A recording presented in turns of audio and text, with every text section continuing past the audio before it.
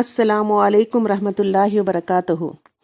الحمد للہ رب العالمین والصلاۃ علی اشرف المرسلین سیدنا مولانا محمد المبعوث للعالمین وعلی آلہ واصحابہ اجمعین، اما بعد فاعوذ باللہ من الشیطان الرجیم، بسم اللہ الرحمن الرحیم۔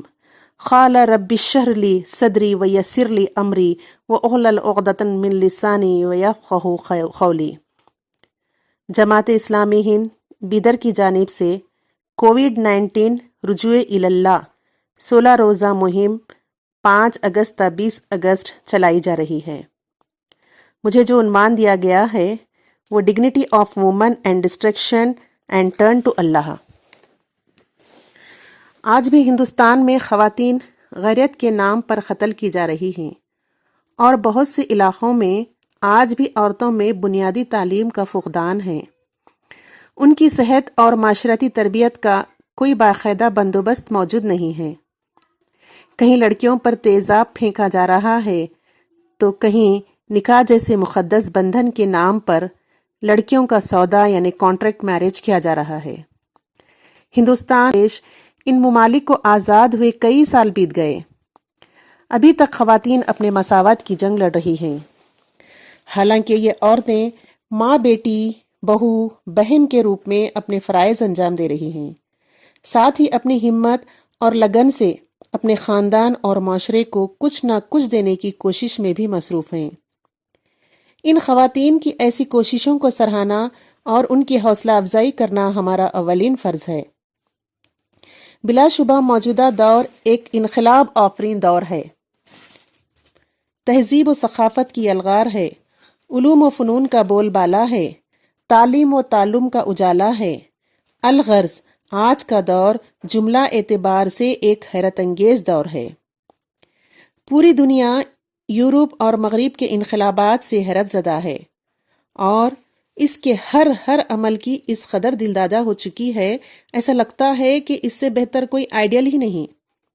یہی وجہ ہے کہ آج انسانی معاشرے کا ہر فرد، چاہے وہ مسلم ہو یا غیر مسلم، بغیر یورپی نخالی کے اپنے آپ کو انسان ہی تصور نہیں کرتا۔ اس کا اثر مسلم معاشرے کے اندر بھی تیزی کے ساتھ سرایت کر رہا ہے کہ اس پر روک لگانا ناممکن تو نہیں، مشکل ضرور ہے۔ یہ دور ماڈرن ہو چکا ہے، اسی نشے میں ہر کوئی سادگی کو چھوڑ کر اس رنگینی کی طرف بے خوف خطر بھاگ رہا ہے۔ آج کا مسلم معاشرہ ان تمام برائیوں میں مبتلا ہو چکا ہے، ٹال دے رہا ہے۔ اور اگر کوئی خاتون پردے کا اہتمام کرتی ہے تو اس کا مذاق اڑا دیا جاتا ہے اور یہ کہا جاتا ہے کہ ذرا بھی ماڈرن نہیں ہے۔ اس کے برعکس جو بے پردہ گھومتی ہیں انہیں سب سے زیادہ معتبر سمجھا جاتا ہے۔ کیا مردوں کے شانہ بشانہ چلنا، مردوں جیسا لباس زیب تن کرنا، مردوں جیسی چال ڈھال اختیار کرنا، بازاری محفلوں اور دیگر قسم کی تقریبات میں شرکت کرنا سب سے بڑی ترقی ہے؟ یہی آزادی نسواں ہے؟ تو بالکل غلط ہے۔ نبی کریم صلی اللہ علیہ وسلم نے اس کے لیے سخت وعید کی ہے۔ آئیے ہم اپنا محاسبہ کریں، اپنے نفس کا اور اپنے گھر کی عورتوں کا محاسبہ کریں کہ کہیں ایسا تو نہیں کہ ہمارے اہل خانہ اس وعید کا شکار تو نہیں ہو رہے ہیں۔ اسی وجہ سے عورت کا مقام و مرتبہ گھٹ رہا ہے۔ اگر ہم اپنے گرد و پیش کا جائزہ لیں تو حقیقت بالکل اس طرح نظر آتی ہے۔ مسلم خواتین کا حد درجے باریک لباس پہننا، اٹھنا بیٹھنا خاص مشغلہ بن چکا ہے، اور ان کے آئیڈیل بھی بنے تو وہ بھی فلموں کی فحاشہ اور بازاری عورتیں جن کا کوئی دین ہے اور نہ ہی دھرم۔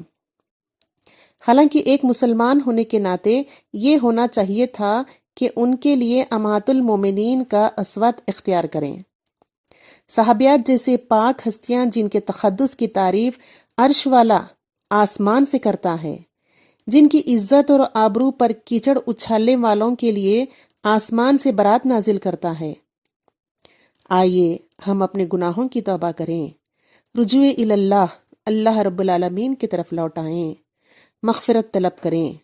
ہم مسلمان خواتین اپنی رفت و بلندی کو پہچانیں، کیونکہ مذہب اسلام نے ہم خواتین کو بہت اونچا مقام و مرتبہ عطا کیا ہے۔ کووڈ-19 کی یہ عالمی وبا ہے، اللہ کا قہر ہے، عذاب ہے۔ ہم لوٹیں اللہ کی جانب، رجوع اللہ ہو جائیں، اللہ کی پناہ میں آ جائیں۔ ہم بھٹک گئے ہیں، اللہ کی جانب سے ہمیں وارننگ ہے، تنبیہ ہے۔ ہر مسلمان عورتوں کے لیے ضروری ہے کہ وہ اپنی وقار اور اپنے رتبے کو پہچانیں، نہیں تو وہ دن دور نہیں ہے جب ان سے ان کی ذمہ داریوں کے بارے میں باس پرس یعنی کہ سوال ہوگا۔ جن کے دل سخت ہو چکے ہیں انہیں اللہ کے دین سے قریب کریں، انہیں دین کی دعوت دیں، ایسی حالت میں دکھی دلوں کا سہارا بنیں، انہیں مورل سپورٹ کریں۔ اللہ سے دعا ہے کہ یہ کرونا عالمی وبا سے، آزمائشوں سے ہم سب کو محفوظ رکھے۔ اللہ ہم سے دین کے کام لے، آمین یا رب العالمین۔ وآخر الدعوانا الحمد للہ رب العالمین۔